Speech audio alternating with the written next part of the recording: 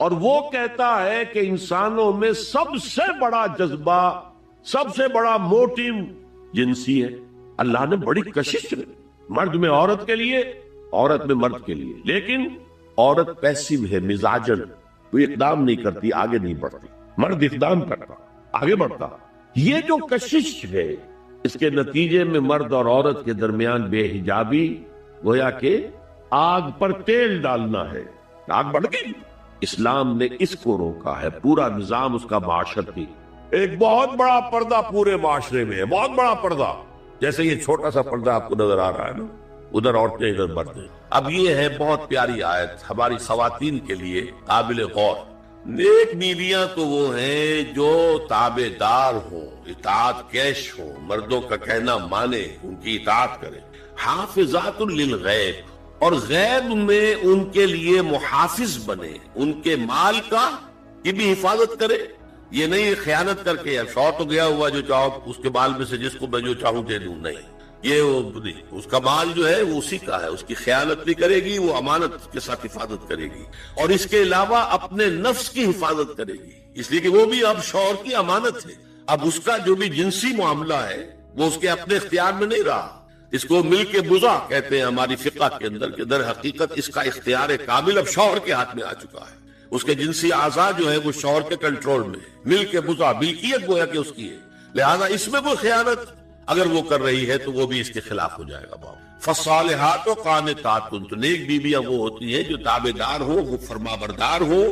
اور غیب میں یعنی شوہروں کی عدم موجودگی میں، جبکہ وہ موجود نہیں ہے، حفاظت کرنے والی ہو، اور وہ حفاظت مال کی بھی اور اس کے ان اپنے نفس کی بھی۔ اور یہ کام آسان نہیں ہے، آپ کو معلوم ہے، شوہر کبھی 4 مہینے کے لیے باہر چلا گیا ہے، کبھی 1 سال کے لیے باہر چلا گیا ہے۔ عورت کے لیے اپنے نفس کو تھامے رکھنا، اپنی جنسی خواہشات کو، فرض کی جوان عورت ہے، اس کی بھی تو نفسانی خواہشات ہیں، تو آسان کام نہیں ہے۔ یہی وجہ ہے، آپ کے علم میں ہوگا کہ واقعہ بڑا عجیب پیش آیا تھا، اس کو بیان کرتے ہوئے شرم بھی آتی ہے۔ حضرت عمر رضی اللہ تعالیٰ عنہ اپنے رات کے گشت میں ایک مکان کے پاس سے گزر رہے تھے، تو انہوں نے سنا کہ ایک عورت جو ہے بڑے درد بھرے الفاظ میں کچھ گا رہی۔ اگر مجھے اللہ اور اس کے رسول کا فرق کا خوف نہ ہوتا تو تم دیکھتے کہ اس وقت میری چارپائی جو ہے چرچرا رہی ہو۔ تو اس پر حضرت عمر جو ہے وہ تنبہ ہوا کہ ہمارے لوگ جو ہے جہاد پر جاتے ہیں، سال بھر تک واپس نہیں آتے، تو اس سے تو سوسائٹی کے اندر بہت زیادہ جو ہے ایک اندیشہ اور خطرہ پیدا ہو جائے گا۔ تو انہوں نے اب دیکھیے یہ بات بھی کہ دین میں کوئی شرم اور حیا اس معاملے میں نہیں ہے، کہ اپنی بیٹی سے پوچھا، حضرت حفصہ سے، اب وہ بیٹی بھی ہے اور ام المومنین بھی ہے، حضور کی اہلیہ ہے تو ام المومنین ہے، لہذا حضرت عمر کے لیے بھی ماں کے درجے میں ہے، اگرچہ ہے حضرت عمر کی صاحبزادی، کہ تم مجھے بتاؤ حفصہ، ایک عورت زیادہ سے زیادہ کتنے عرصے تک صبر کر سکتی؟ اور کوئی قباحت محسوس نہیں کی حضرت حفصہ رضی اللہ تعالی عنہا نے، 4 مہینے۔ تو پھر انہوں نے یہ آرڈر نافذ کر دیا، کوئی مجاہد 4 مہینے سے زیادہ جو ہے وہ محاذ پر نہ رہا ہے، لازماً وہ آئے چھٹی لے کر اور وہ گھر پہنچے۔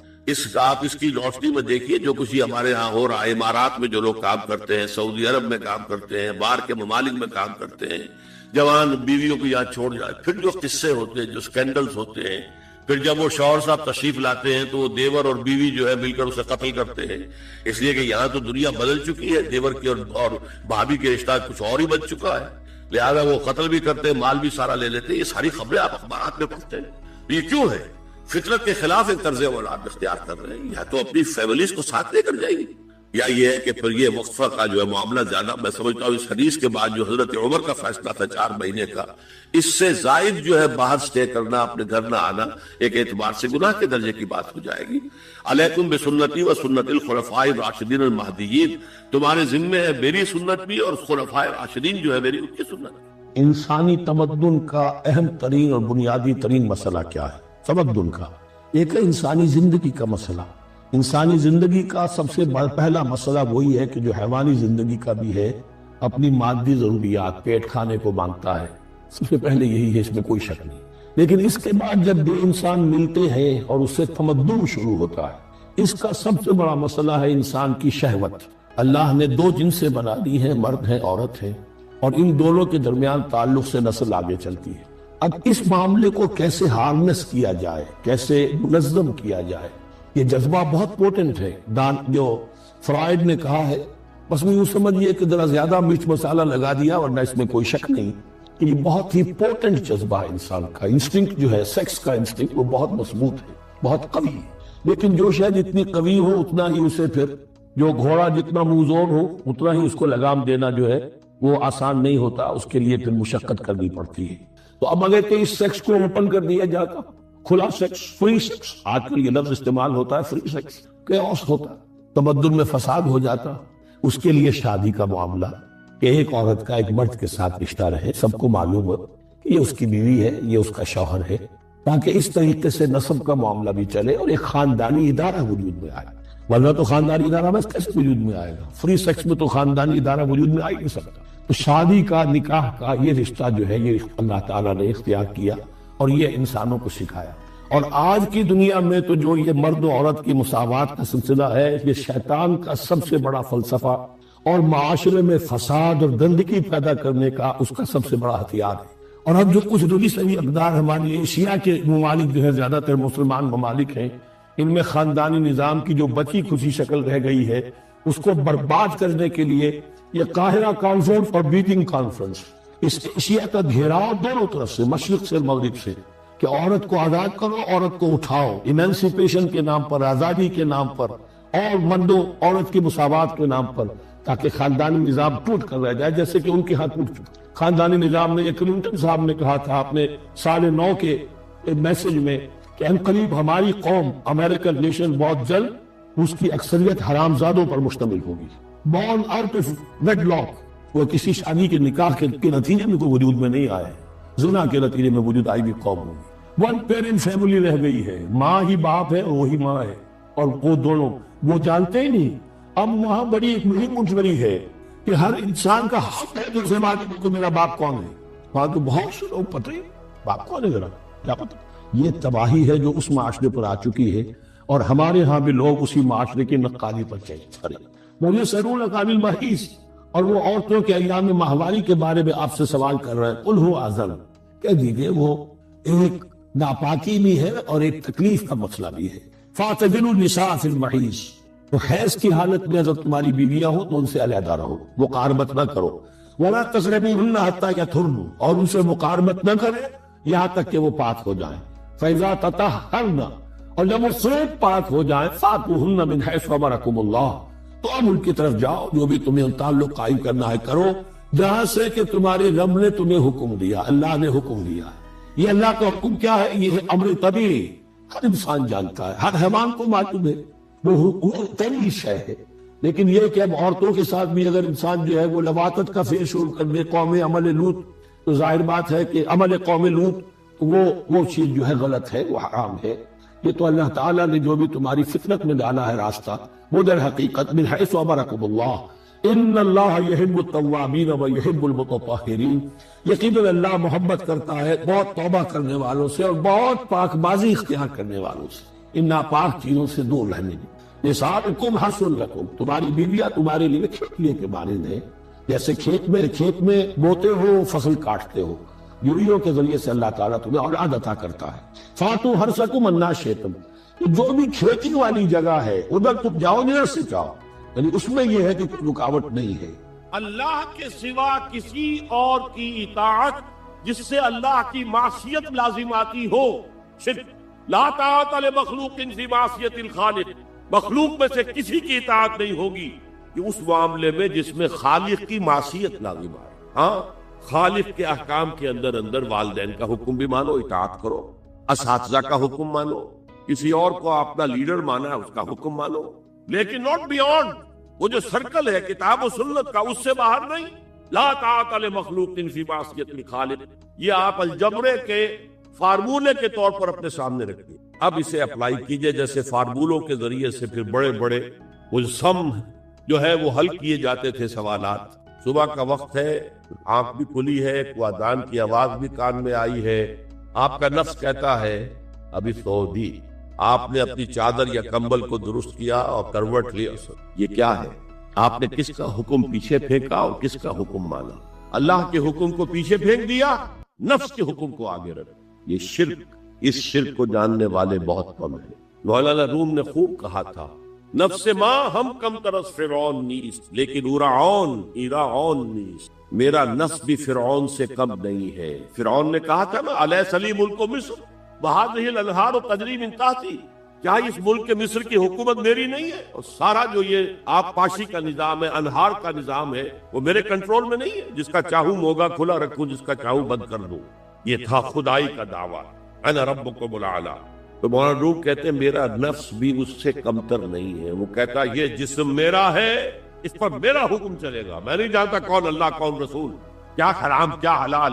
تو فرعون سے کم تو نہیں ہے میرا نفس، لیکن ایراعون اس کی بہت مدد تھی، فوج تھی، لاؤ لشکر تھا، تو اس نے زبان سے بھی کہہ دیا کھل کر انا ربکم الاعلی۔ میں مسکین ہوں، غریب ہوں، میرے پاس کوئی طاقت نہیں ہے، میں زبان سے تو کچھ نہیں کہہ سکتا، اندر سے میرا نفس یہی کہتا۔ یہ نفس کی حکومت قرآن کہتا ہے، میں حیران ہوتا ہوں، دو جگہ یہ مضمون آیا ہے، ارأیت من اتخذ الہہ ہواہ افانت تکون علیہ وکیلا۔ ذہن میں آتا ہے کہ پھر صحابہ کرام کا وہ تقدس، ان کا وہ مقام جو ہمارے ذہنوں میں ہونا چاہیے، جیسے علامہ اقبال نے کہا کہ در دل مومن مقام مصطفیٰ، مومن کے دل میں مقام ہے محمد رسول اللہ صلی اللہ علیہ وسلم کا۔ تو نبی اکرم صلی اللہ علیہ وسلم کے صحابہ کا معاملہ بھی اسی نوعیت کا، مسلمانوں کے دل میں ان کا احترام، ان سے محبت، ان کی تعظیم، اب یہ ہونی ضروری ہے۔ لیکن یہ چیزیں وہ ہیں کہ جس کی وجہ سے بہت سے خیالات ذہن میں آتے ہیں، بہت سے سوالیہ نشانات جو ہیں وہ اٹھ کھڑے ہوتے ہیں کہ ان کے بارے میں کیا رائے قائم کی جائے۔ اور اگر کوئی شخص فرض کیجئے کہ اس کا موضوع ہے تاریخ، وہ کوئی تحقیق و تفتیش کا کام بھی کرتا ہے، کوئی توجیہ بھی کرنا چاہتا ہے، کیا معاملہ ہوا، کس کی زیادتی ہوئی، کون غلطی پر تھا، تو اب تحقیق کا تقاضا یہ ہے کہ جو بات بھی علمی دیانت کی روح سے آپ کے سامنے آئے آپ اسے بیان کریں۔ اس میں اگر کوئی چیز خود آپ کو اچھی نہیں لگتی ہے تو اچھا نہ لگنا اور ہے، اور کسی چیز کے ایک واقع ہونے سے انکار کرنا یہ بالکل دوسری بات ہے۔ کوئی چیز اچھی نہیں لگتی لیکن آپ اس واقعے کا انکار کریں گے تو وہ تو علمی دیانت کے خلاف ہو جائے گا معاملہ، وہ علمی اعتبار سے بددیانتی متصور ہوگی۔ تو یہ وہ پیچیدہ مسائل ہیں کہ جو سامنے آتے ہیں۔ تو میں یہ چاہتا ہوں کہ بعض باتیں اس ضمن میں کہ جو بہت ضروری ہیں اور بنیادی ہیں وہ آپ حضرات سے گوش گزار کریں۔ پہلی بات تو میں یہ کرنا چاہوں گا کہ مثبت طور پر ہمیں یہ سمجھنا چاہیے کہ صحابہ کرام رضوان اللہ تعالی علیہ مجمعین کا مقام اور مرتبہ اضروء قرآن کیا، قرآن نے ان کے بارے میں کیا کہا۔ میں نے جو آیات ابھی آپ کو دو پڑھ کر سنائی ہیں، ایک آیت جو آخری ہے وہ بہت طویل ہے، پہلی آیت جو ہے وہ اتنی طویل نہیں ہے۔ یہ دونوں آیات جو ہیں یہ سورہ فتح کی آخری دو آیات، ان میں سے پہلی آیت تو وہ ہے کہ جو قرآن مجید میں اپنے مضمون کے اعتبار سے 3 مقامات پر آئی۔ اگرچہ میں نے کئی جگہ عرض کیا ہے کہ یہ تکرار محض کبھی نہیں ہوتی قرآن میں، جہاں کہیں وہ آ رہی ہے تو وہاں کسی نئے کانٹیکسٹ میں آ رہی ہے، نئے مفہوم کو واضح کرنے کے لیے آ رہی ہے۔ لیکن بہرحال ظاہری طور پر تو نظر آتا ہے کہ هو الذی ارسل رسولہ بالہدی ودین الحق لیظہرہ علی الدین کلہ۔ یہ الفاظ جو ہے قرآن مجید میں بغیر ایک شوشے کے فرق کے 3 جگہ پر آئے، سورہ توبہ میں بھی آئے، یہاں سورہ فتح میں آئے، پھر 28ویں پارے میں سورہ صف میں آ رہے ہیں۔ سورہ توبہ اور سورہ صف میں ان الفاظ کے بعد الفاظ آتے ہیں وَلَوْ كَرِهَ الْمُشْرِكُونَ، اور یہ جو مقام ہے جس سے میں نے ابھی تلاوت کی ہے یہ آیت، وہاں جو آخری ٹکڑا ہے وَكَفَى بِاللَّهِ شَهِيدًا، اس کے بعد آتا ہے محمد الرسول اللہ والذین معہ وشداء علی الکفار رحماء بینہم۔ یہاں جو یہ آیت آئی ہے بطور تمہید آئی ہے اس مضمون کے لیے جو اس کی بعد والی آیت میں آ رہا ہے۔ پہلی اس آیت پر اگر آپ توجہ مرتکز کریں تو اس میں نبی اکرم صلی اللہ علیہ وسلم کا مقصد بعثت بیان ہوا، اللہ نے اپنے رسول کو کیوں بھیجا، ان کے بھیجنے کی غرض کیا ہے، غایت کیا ہے، مقصد بعثت محمدی علیہ الصلوۃ والسلام کیا ہے، اسے اچھی طرح سمجھ۔ اس لیے کہ مقصد کے تعین ہی سے پھر کسی شخصیت کے اپنے مقام اور مرتبے کا تعین ہوتا ہے۔ کسی نے اپنے سامنے گول کیا رکھا تھا، آئیڈیل کیا تھا، مقصد کیا معین کیا تھا، تبھی آپ طے کریں گے کہ وہ کہاں تک پہنچ سکا،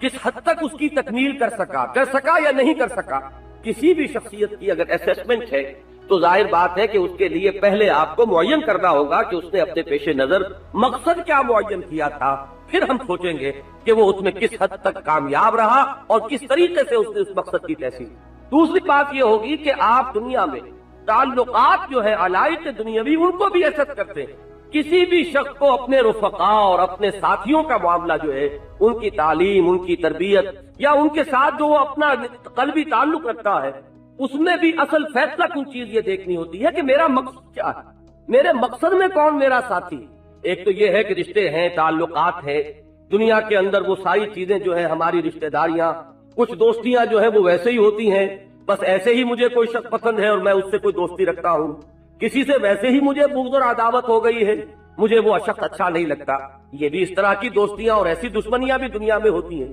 لیکن ایک ہوتی ہے مقصدی دوستی، مقصدی رفاقت۔ اب ظاہر بات ہے کہ اس رفاقت کو اگر آپ معین کریں گے اور اس کو ایسس کریں گے، اس کے لیے بھی اس مقصد کا تعین ضروری ہے۔ یہ رفاقت کس غرض و غایت کے لیے، لہذا دونوں اعتبارات سے جو آیت آئی ہے پہلے وہ بہت ہی ماتی خیز ہے۔ هو الذی ارسل رسولہ بالہدی ودین الحق لیظہرہ علی الدین کلہ، وہی ہے اللہ جس نے بھیجا اپنے رسول کو صلی اللہ علیہ وسلم، دو چیزیں دے کر بھیجا، الہدا کتاب ہدایت، ہدایت کاملہ قرآن مجید جو ہدی للناس بھی ہے، ہدی للمتقین، اور ایک اور چیز دے کر بھیجا ودین الحق، دین حق دے کر۔ یہ دین حق جو دے کر بھیجا تو کس لیے؟ کیا صرف اس لیے کہ اس کی تلاوت ہو، اس کے لیے کوئی مدح سرائی ہوتی رہے، اس کی تعریف کی جاتی رہے، یا اس لیے کہ وہ دین، وہ نظام دین جو ہے وہ تو در حقیقت اس کے معنی اگر کوئی بنتے ہیں تو اس وقت جبکہ وہ قائم ہو اور نافذ، جب تک کہ کوئی نظام قائم نہیں ہے۔ اچھے سے اچھا نظام آپ دنیا کے سامنے پیش کر دیجئے، نظری اعتبار سے کتابوں میں لکھ دیجئے، اعلیٰ سے اعلیٰ نقشہ کھینچ دیجئے، وہ بیکار ہے، بے معنی ہے، وہ کوئی حجت نہیں بن سکتے جب تک کہ آپ اس نظام کو دنیا میں قائم کر کے نہ دکھا دیں، چلا کر نہ دکھا دیں۔ ورنہ آپ کے علم میں ہے کہ ریپبلک نامی کتاب لکھی افلاطون نے، کب لکھی؟ سمجھیے کہ حضرت مسیح علیہ السلام سے بھی 300-400 برس پہلے وہ کتاب لکھی جا رہی، آج اس کو تقریباً 2,000 برس ہونے کو آ گئے، لیکن وہ کتاب جو ہے چاہے وہ اپنی جگہ پر کتنا ہی اس نے اپنی لیاقت اور ذہانت کا اس میں ثبوت دے دیا ہو، نظام ایسے ہونا چاہیے، حکومت ایسے ہونی چاہیے، سوسائٹی کو اس طریقے سے آرگنائز کرنا چاہیے، لیکن وہ کتاب ایک یوٹوپیا قرار پائے گی، اس لیے کہ وہ سوسائٹی نہ آج تک دنیا میں قائم ہوئی، نہ اس تحت کا کوئی نظام دنیا میں قائم کر کے دکھایا جا سکا، چلا کر دنیا کے سامنے بطور دلیل پیش کیا جا سکا۔ وہ ایک خیالی جنت ہے، یوٹوپیا۔ محمد الرسول اللہ صلی اللہ علیہ وسلم کا امتیاز، جو بات کہ اس نے تسلیم کی ہے وہ D100 والے نے، وہ سب سے بڑا امتیاز یہ ہے کہ انہوں نے وہ نظام قائم کر کے دکھایا، انہوں نے اس نظام کو چلا کر دکھایا ہے، اس کا عملی نمونہ پیش کیا، صرف ایک تعلیم نظری سطح پر نہیں دی ہے بلکہ عملاً اس کو قائم کیا۔ تو یہ ہے اصل میں وہ امتیازی مقام محمد الرسول اللہ صلی اللہ علیہ وسلم کا، اور یہ امتیاز جو ہے ہر اعتبار سے ہوگا۔ عام لوگوں سے تو جو امتیاز ہے تو ہے، اس کے تو یہاں بیان کرنے کا موقع نہیں ہے، اور دنیا میں بڑے بڑے لیڈر اٹھے ہیں، بڑی بڑی شخصیتیں اٹھی ہیں، ان سے تقابل اس وقت جو ہے وہ پیش نظر نہیں ہے۔ خود رسولوں کی جماعت میں جو امتیازی مقام ہے محمد الرسول اللہ صلی اللہ علیہ وسلم کا، وہ جو مقدس ترین جماعت ہے، اس میں امتیازی مقام یہ ہے کہ آپ ہی ہے وہ واحد رسول اللہ کے صلی اللہ علیہ وسلم جنہوں نے ایک مکمل انقلابی جد و جہد کے ذریعے سے اپنی حیات طیبہ میں کل 22 برس کی محنت و مشقت اور جد و جہد کے نتیجے میں وہ نظام دین حق بتمام و کمال قائم کر کے دکھا۔ اس کی کوئی مثال آپ کو نہیں ملے گی، حضرت موسیٰ علیہ السلام میں دیکھیے تو نہیں ملے گی، حضرت عیسیٰ علیہ السلام کا معاملہ تو بہت ہی ابتدائی سٹیجز میں رہا ہے، اب وہ نزول مسیح کے بعد جو معاملات ہوں گے وہ اس سے متعلق نہیں ہیں۔ حضرت ابراہیم علیہ السلام جو امام الناس ہیں، ابو الانبیاء ہیں، خلیل اللہ ہیں، ان کو اگر آپ بلا تشبیہ اگر بات سمجھنا چاہیں، ان کا کارنامہ حیات بالکل اس بوڑھے باغبان کے مانند ہے جو کہیں درخت لگاتا ہے، اگرچہ اسے پتا ہے کہ درخت کو پھلتے پھولتے دیکھنا میرے لیے ممکن نہیں، میں لگا رہا ہوں اگلی نسلوں کے لیے۔ انہوں نے توحید کی دعوت کے مراکز قائم کر دیے، کوئی ایک مرکز جو ہے وہ یہاں بیت اللہ کی تعمیر ہو گئی، ربنا لیقیموا الصلاۃ، اپنی اولاد میں سے ایک شاخ جو ہے اس کو وہاں آباد کر دیا، انی اسکنت من ذریتی بواد غیر ذی زرع عند بیتک المحرم ربنا لیقیموا الصلاۃ، اپنے دوسرے بیٹے کو کنعان میں بٹھا دیا، اپنے ساتھ جو ہجرت کر کے آئے تھے وطن سے بھتیجے حضرت لوط علیہ السلام کو، انہیں وہ صدوم اور عمورہ کی بستیوں کی طرف بھیج دیا، وہاں جا کر دعوت خیر دو، دعوت توحید دو، لیکن یہ کہ کوئی دعوت پھل پھول کر نتیجہ خیز ہو کر دنیا میں اس کے ایک صورت نظر آئی ہو کہ یہ ہے اللہ کا دین، توحید ایک نقطہ ہے، لیکن جب وہ پھیل کر ایک نظام زندگی کی شکل اختیار کرتا ہے تو یہ صورت اس کی بنتی ہے کہ آپ کو کسی اور رسول کے ہاں نظر نہیں آئے گی یہ بات ہے صرف محمد الرسول اللہ صلی اللہ علیہ وسلم کی حیات طیبہ میں۔ اسی لیے یوں کہیے کہ آپ رسول کامل ہیں، رسالت کی تکمیل ہو گئی آپ پر، رسالت کے اعتبار سے گویا کہ آپ متمم الرسل، مکمل الرسل، رسالت کی تکمیل فرمانے والے۔ حضور نے بھی تشبیہ اپنے لیے یہ اختیار کی ہے کہ ایک بہت بڑا قصر تھا کہ جس کی تعمیر ہوئی ہے بہت خوبصورت، لوگ اس کے گرد چکر لگاتے تھے، دیکھتے تھے کچھ رکھنا ایک جگہ پر ہے، پتہ نہیں کیوں چھوڑ دیا گیا۔ میرے آنے سے اس قصر کی تکمیل ہو گئی، وہ سلسلہ رسالت جو ہے وہ اپنے عروج کو اور کمال کو۔ اب یہاں قابل غور مسئلہ یہ ہے کہ یہ جو جد و جہد تھی، ایک دعوت اور تبلیغ کا اپنا مرحلہ ہے، اس میں بھی ساتھیوں کی ضرورت ہے۔ حضرت مسیح علیہ السلام نے بھی اپنے کچھ ساتھیوں کو، حواریین کو تربیت دی، اور تربیت دے کر پھر بھیجا کہ جاؤ اب اس پیغام کو عام کرو۔ اور بڑا ہی پیارا خطبہ ہے حضرت مسیح علیہ السلام کا، متی کی انجیل میں کبھی پڑھیے، اس میں کہیں کوئی غلط بات بھی آ گئی ہوگی لیکن بحیثیت مجموعی خطبہ بہت پیارا ہے۔ جب ہدایات دی ہیں حضرت مسیح نے کہ جاؤ اور یہ نعمت جو میں نے تمہیں دی ہے اب اس کو تقسیم کرو، بڑی پیاری ہدایات ہیں۔ ان میں مثلا ایک جملہ یہ بھی آتا ہے کہ دیکھنا اس کا کہیں کوئی معاوضہ کسی سے قبول نہ کر لینا، تم نے مفت پایا مفت تقسیم کرو، میں نے تم سے کوئی اجرت نہیں لی ہے، جو کچھ تمہاری تعلیم و تربیت میرے ہاتھوں ہوئی ہے میں نے اس کی کوئی فیس تم سے وصول نہیں کی ہے، کوئی میں نے اجرت نہیں لی ہے، تم نے مفت پایا یا مفت تقسیم۔ وہ بھی الفاظ جو ضرب المثل بن گئے ہیں۔ دیکھنا فاختہ کے مانند بے ضرر لیکن سانپ کے مانند ہوشیار رہنا۔ ایک انسان وہ ہوتا ہے جو بے ضرر تو ہے لیکن وہ اتنا غافل بھی ہے کہ دوسرا اس کو نقصان پہنچا جاتا ہے، ایک وہ ہے کہ جو دوسروں کو نقصان پہنچانے کی طرف ہے۔ یہ جو امتزاج حضرت مسیح علیہ السلام کے الفاظ میں آیا ہے کہ دوسروں کے لیے بے ضرر اتنے جتنے فاختہ ہوتی، لیکن خود اتنے چوکس رہو، چوکنے رہو، یہ نہ ہو کہ دشمن کے لیے ایک نوالا تر بن جاؤ جو چاہے وہ کر گزرے۔ جس طرح سانپ چوکس رہتا ہے، چوکنا رہتا ہے، ہوشیار رہتا ہے، سانپ کے مانند ہوشیار لیکن فاختہ کے مانند بے ضرر۔ تو معاملہ یہ ہے کہ دعوت ہو، تبلیغ ہو، تعلیم ہو۔ ویسے تو ہر معاملے میں ضرورت ہے کمپینینز کی، کامریڈز کی، کولیگز کی، جو ساتھی ہو اس کام کے اندر دست و بازو بنے۔ لیکن انقلابی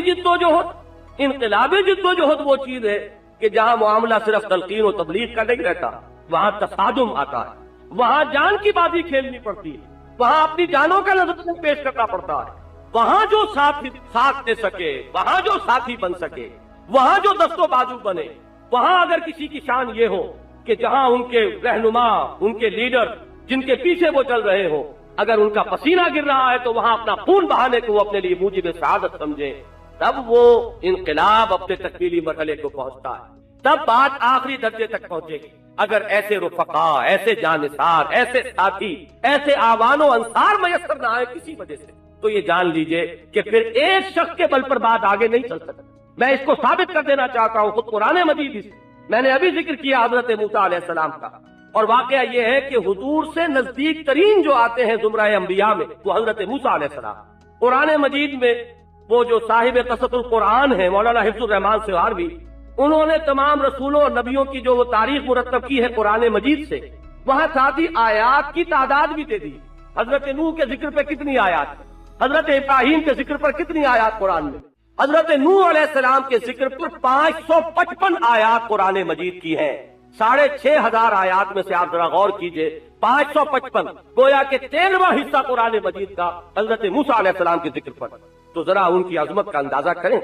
لیکن ان کا حال بھی یہ ہے، حضرت موسیٰ کلیم اللہ، ان کا معاملہ بھی یہ ہے کہ جب انقلاب کا وہ مرحلہ آیا ہے جسے میں اس وقت جس کی طرف توجہ دلا رہا ہوں، انقلاب کبھی نہیں آتا کسی آرم کانفلکٹ، کسی بھی مسلح تصادم کے بغیر انقلاب نہیں آئے، نظام قائم نہیں ہو، کوئی نظام اپنی جڑ چھوڑنے کو تیار نہیں ہوتا۔ اس کی وجہ یہ ہے کہ جو نظام کہیں قائم ہے اس کے ساتھ ویسٹڈ انٹرسٹ ہوتا ہے، مفادات ہوتے ہیں، چودراہٹیں ہوتی ہیں، وہ ذرا سے وہ نظام ہلتا ہے تو آنچ آتی ہے چودراہٹوں پر،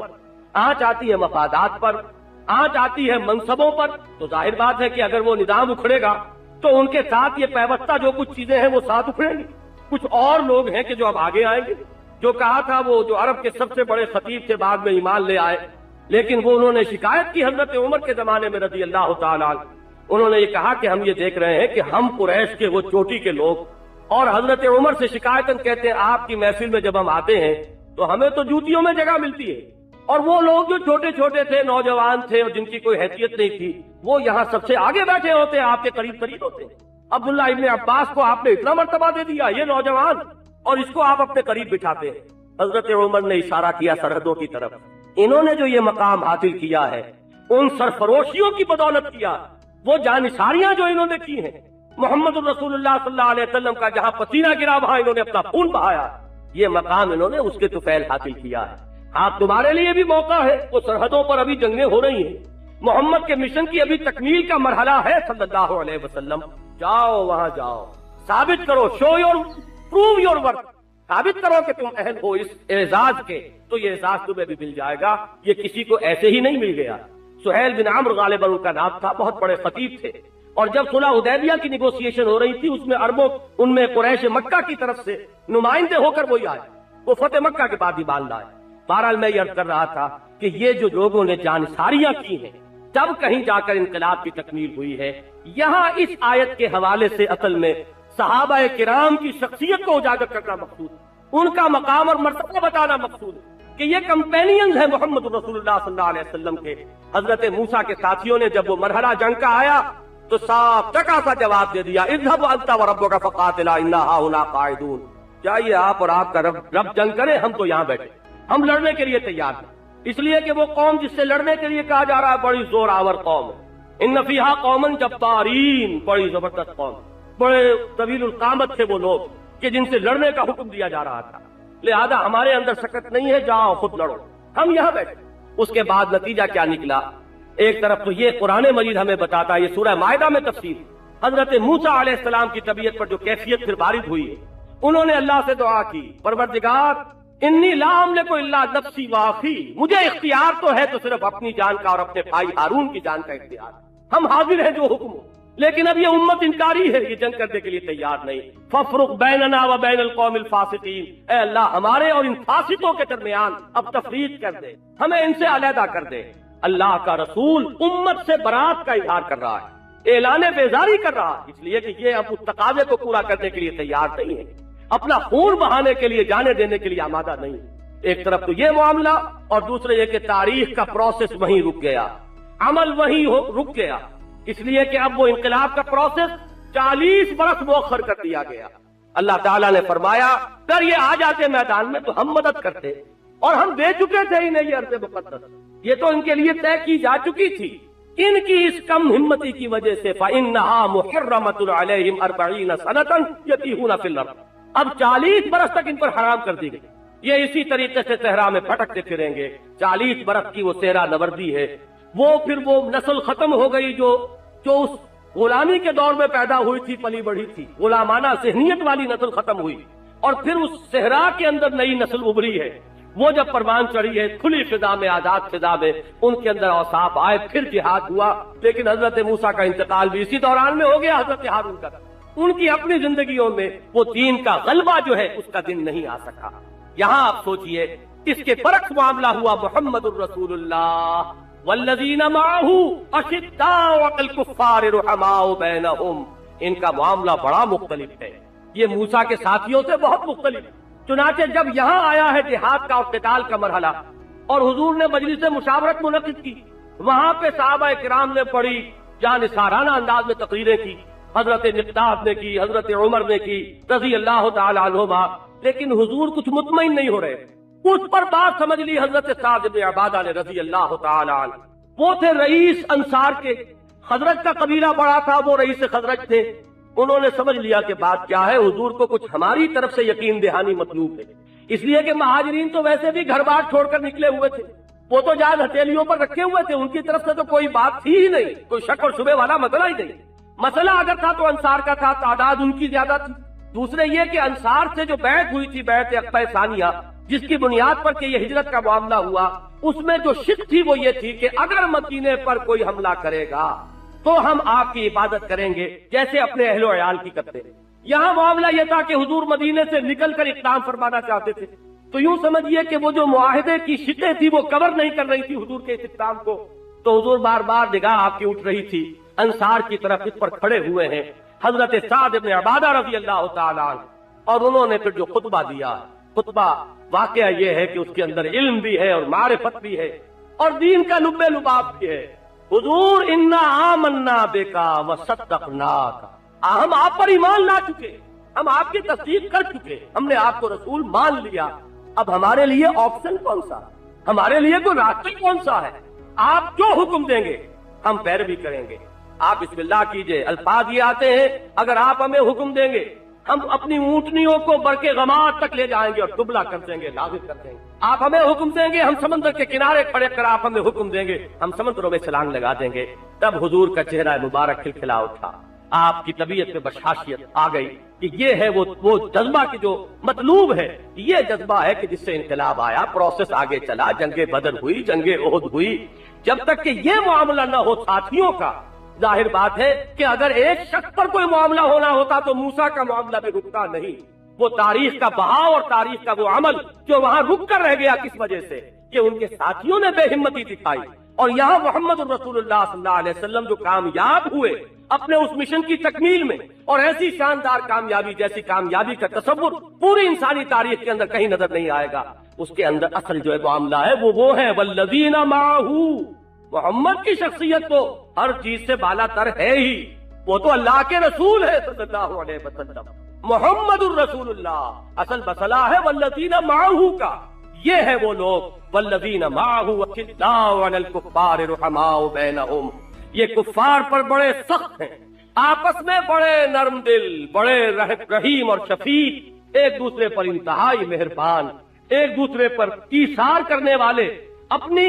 اپنی ضرورتوں کو مؤخر کر کر اپنے بھائیوں کی ضرورتوں کو پورا کرنے والے. یؤثرون علی انفسہم ولو کان بہم خصاصہ. اور ان کا حال یہ ہے سختی کا. ویسے تو سخت مشہور سب سے زیادہ جو ہے خود حضور کا اپنے فرمان کے مطابق وہ تو حضرت عمر ہے، اشدہم فی امر اللہ عمر. لیکن واقعہ یہ کہ حضرت ابو بکر کی سختی ذرا ملاحظہ کیجئے. ویسے انتہائی نرم خو،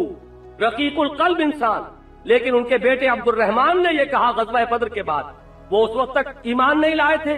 وہ کفار کی طرف سے آئے تھے، لڑ رہے تھے.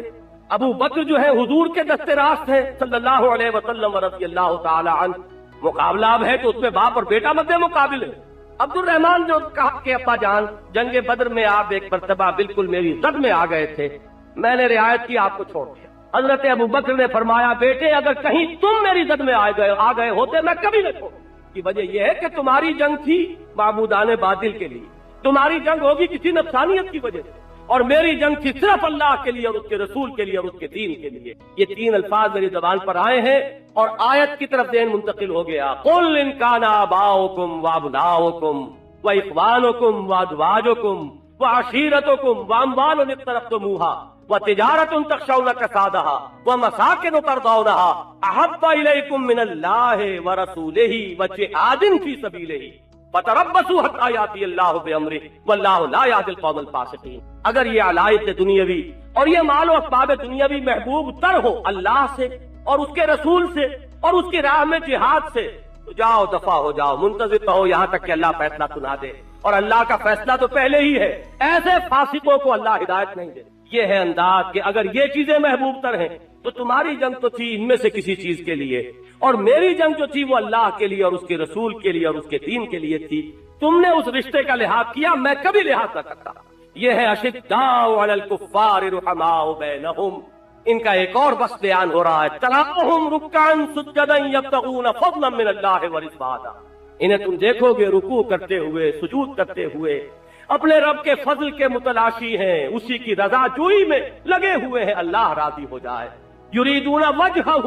وہ صرف اللہ کی رضا کے طالب ہیں، ان کا نصب العین صرف ایک ہے اور وہ یہ ہے کہ اللہ راضی ہو جائے. ذالک مسیماہم فی وجوہہم من اثر السجود. ان کے چہروں پر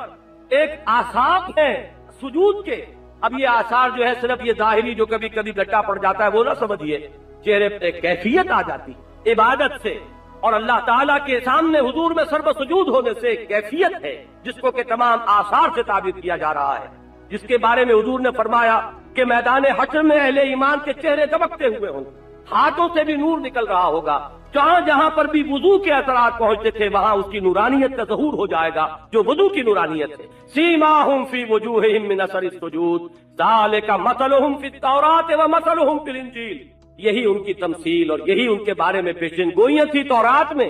کہ ہمارے نبی آخر الزمان کے ساتھیوں کی کیفیات یہ ہوں گی، ان کی سیرت و اتوار کے نقشے یہ ہوں گے. ذالک مثلہم فی التوراۃ و مثلہم فی الانجیل. یہاں مجھے وہ واقعہ یاد آ رہا ہے جو بیت المقدس کی فتح کے وقت پیش آیا کہ جب محاصرہ طویل ہوا تھا اور شہر جو تھا ہر اعتبار سے خود مکتفی شہر، فتیل اونچی، پانی اندر موجود وہاں پر اور اجناس موجود ہے، کھانے کے لیے راشن موجود ہے، محاصرہ طویل ہو رہا ہے، فتح نہیں ہو رہی. اس وقت خود ان کی طرف سے عیسائیوں کے کچھ راہبوں اور عالموں کی طرف سے پیشکش ہوئی، مسلمانوں تم یہاں قیامت تک پڑے رہو گے تو یہ شہر فتح نہیں ہوگا. ہاں ہماری کتابوں میں ایک درویش بادشاہ کی صفات لکھی ہوئی ہیں جن کے ہاتھ پر یہ شہر فتح ہونا، جو یہاں تم لوگ ہمارے سامنے ہو ہمیں کچھ وہ آثار نظر نہیں آ رہے. مسلمانوں کو وہاں گئے ہوئے شام میں کافی وقت گزر گیا تھا تو بہرحال کچھ نہ کچھ آثار وہاں کی آب و ہوا کے، کچھ لباس وہاں کا تھا پہن رہے ہیں، کچھ انداز جو ہے ایک زرخیز ملک میں اور جس میں ہر طرف فراوانی ہے تو اس کے کچھ آثار پیدا ہو گئے تھے. تو انہوں نے کہا کہ وہ آثار تمہارے اندر نظر نہیں آ رہے، لہذا تم پڑے رہو گے یہاں پر جب تک کہ وہ درویش جس کے آثار، جس کی صفات ہماری کتابوں میں ہے وہ ہوگا تو یہ شہر فتح ہوگا، ورنہ نہیں. حضرت ابو عبیدہ تھے اس وقت رضی اللہ تعالیٰ عنہ جو وہاں کماندار تھے، انہیں فوراً ذہن منتقل ہوا کہ یہ ہو نہ ہو عمر فاروق ہے رضی اللہ تعالیٰ عنہ، وہ درویش بادشاہ موجود ہے، اسے کیوں نہ بلا لیا جائے. چنانچہ ریکویسٹ گئی محاذ جنگ سے، حضرت عمر آئے رضی اللہ تعالیٰ عنہ، انہوں نے فصیل پر سے دیکھا ہے اور اپنی کتابوں میں جو بھی اوصاف لکھے ہوئے تھے ان سے ٹیلی کیا ہے اور دروازے کھول دیے بغیر کسی کشت و خون کے، کوئی خوریزی نہیں ہوئی اور شہر کھل گیا. ذالک مثلہم فی التوراۃ و مثلہم فی الانجیل کزرع اخرج شطأہ فآزرہ.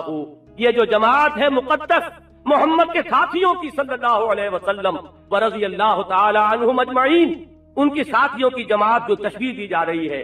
کہ جیسے کوئی کسان کوئی پودا لگاتا ہے، وہ پودا پھلتا ہے پھولتا ہے، پہلے اس کا اقوا نکلتا ہے، پھر وہ ذرا اپنے تنے پر کھڑا ہوتا ہے، وہ تنا گدراتا ہے، پھر وہ اپنی پوری اس پختگی کو پہنچتا ہے، برگ و بار لاتا ہے. ظاہر بات ہے جیسے جیسا پودا پھلے پھولے گا وہ پودا لگانے والا جو کسان اور کاشتکار ہے اس کا دل بھی کھلتا چلا جائے گا.